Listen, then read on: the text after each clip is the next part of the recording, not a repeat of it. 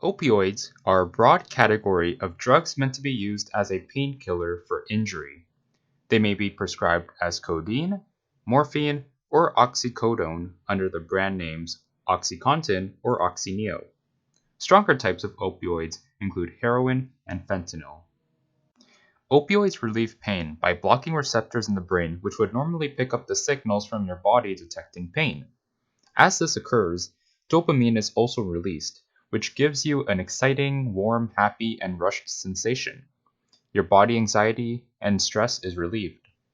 While all of this occurs, the prefrontal cortex, the part of the brain which is in charge of making decisions, becomes overwhelmed and you start desiring more opioids.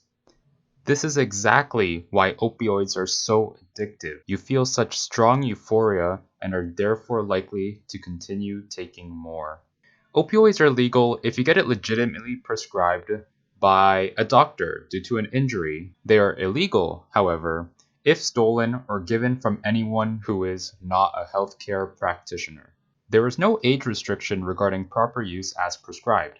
In fact, even newborns could take opioids given proper proportions. As opioids are prescription medication, there are no specific restrictions against use as intended when out and about. It depends on the situation. If, for example, you took it from a family member, the maximum penalty is 6 months imprisonment and a $1,000 fine. This doubles for any subsequent offense. If, for example, you were caught taking opioids around youth near a school or you had weapons, you can expect 7 years in prison. The short-term consequences include slowness of breath, constipation, low blood pressure, and lowered alertness. For the long term, you can expect a chronic addiction and dependence, which may lead to neglecting family and responsibilities, poor ability in work and school, stealing, and anger or emotional issues.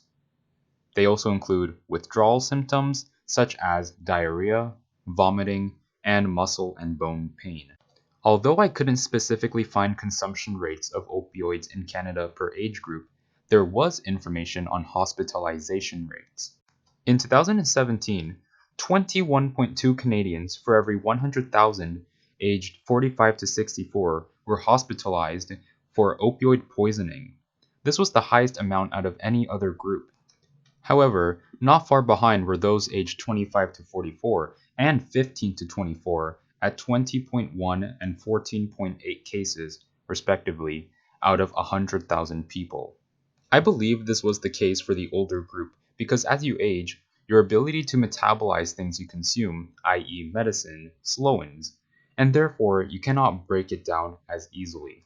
As for the younger groups, youth are less likely to get their opioids from a valid prescription and rather from a dealer, for example.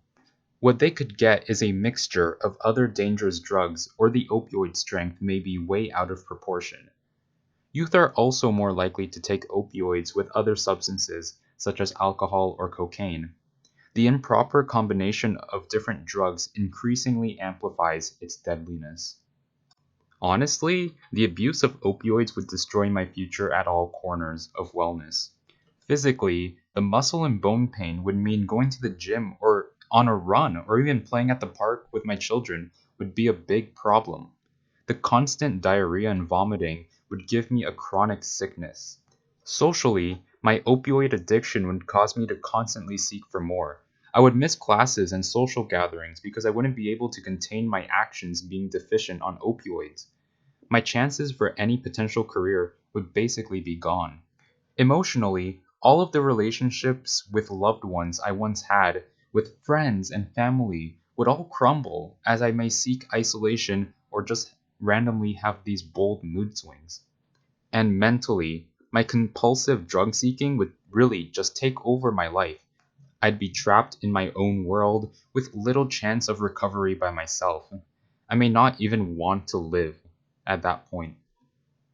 My best advice for someone considering trying opioids is to just take a moment and think of someone in your life who means a lot to you. A friend, a parent, a sibling. Now, think about what would happen if they just suddenly disappeared. Communication has been lost.